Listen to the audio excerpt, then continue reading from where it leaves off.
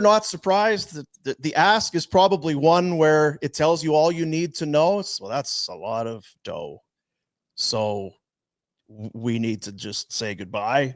Time for a fresh start for both sides. This gives the Flames an opportunity, you would think, to get a very good return, being that July 1 money hasn't been spent yet, that draft picks have not been spent.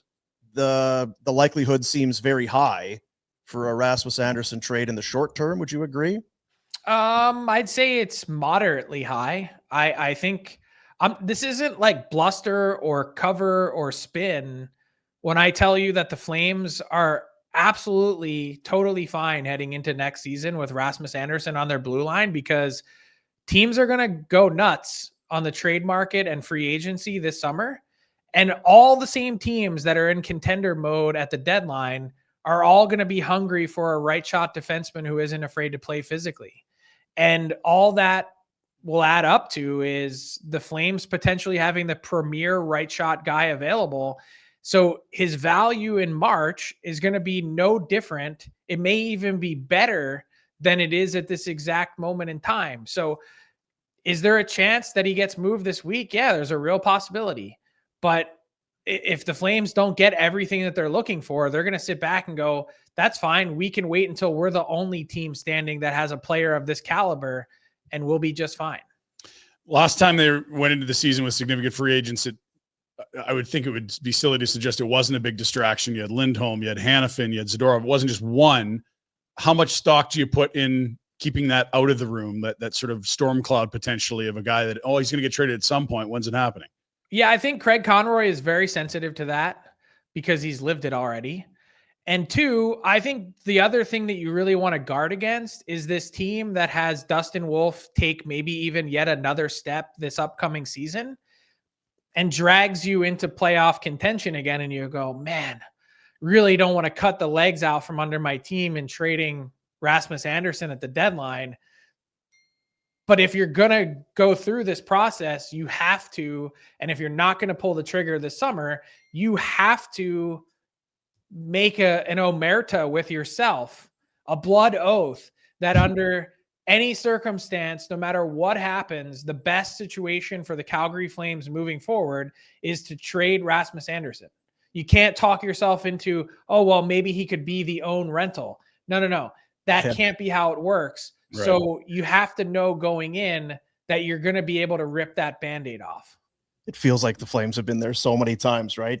We're 3 points back. How do we trade this guy? We're going to make a push. The ultimate flirt. Don't confuse yourself. Yeah. What is a good return for Rasmus Andersson? Do we have an opinion on that? I think it's got to be pretty significant. Like, I don't know exactly what that looks like, but I was talking about this today on the DFO rundown with Jason Gregor, and I threw out my hot take, which I might need an oven mitt because it's scalding.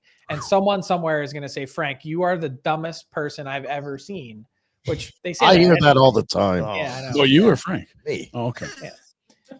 But I said, if I had a choice between the two, I think I'd actually prefer Rasmus Andersson to Noah Dobson. Why? Am I insane? Well, we don't see a lot of the Islanders here. We know that was a pick the Flames had that got used by the Islanders in the Hamonic deal. But what explain why you'd prefer Rasmus to a guy that had what like 70, almost 70 points 2 years ago? He had 70 points 2 years ago, but his career average is actually, I know he's 3 years younger, but his career average is somewhat close to Andersson. Like, it seems like that 70-point year is an outlier. Anderson's a pretty consistent double-digit goal scorer from the back end. And I just think he brings a more well-rounded game than Dobson does. That I don't want to say that Dobson is a specialist by any means, because I think that's a bridge too far. But I just think he does other parts of the game better than Dobson does as a defenseman. And then you throw in the one additional year at a very reasonable cap hit. Like, I think there's a case to be made that, especially when we get into talking about Dobson at $9+ million a year, in the long run, yeah, you'd have to pay a trade acquisition to get him and then re-up him on the next contract.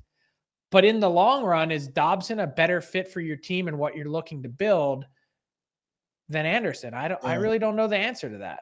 So that's a valuable asset then. If you, I think so. I think it's an incredibly valuable asset.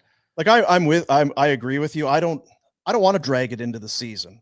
He's going to be a pro. I think knowing Rasmus, he is going to come in. He's not going to be he's not going to draw attention to himself, but it's just going to be there. And then you run the risk for, potential, like you say, oh, hey, we're good. Now we can't trade him. Plus just injury, all of that sort of thing. I just think Craig needs to, not often he's been in the driver's seat. Mhm. It's been, who's in a position to take Noah Hannafin or here you go. The cap hit is manageable for everybody. And the thing is right now with the Florida Panthers, you need dogs in the playoff. You got Rasmus Anderson's a dog. He would slide right into that Florida team and fit in like a dirty shirt. Yeah. He can go anywhere. And that's the type of player you're getting.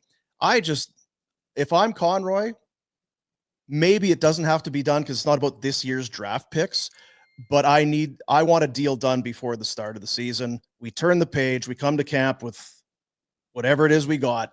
And it gives you time to address, depending what you get in a trade from somebody, you can go to July 1 and add a defenseman of some sort to fill that hole if you don't think you can internally. They have pick 32, pick 18, and Rasmus. Do you think there'd be teams willing to move out of top 10 picks for Rasmus? Because there are some teams we didn't expect to be picking high there, be it Nashville, Boston, theoretically Utah. I don't really see any of those three teams being a fit, though. That's the problem. Okay. Like, I think Utah's top 4 is pretty well solidified.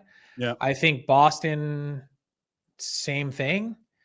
Dallas seems like a fit, doesn't it, really Frank? does, Yeah. When I think about Nashville, I'm like, they need a center, not a right shot defenseman. Hey, buddies, thanks for watching. We appreciate it. Also, if you could throw in a like and subscribe, it does help us out with what it is we are doing. And check out more at flamesnation.ca.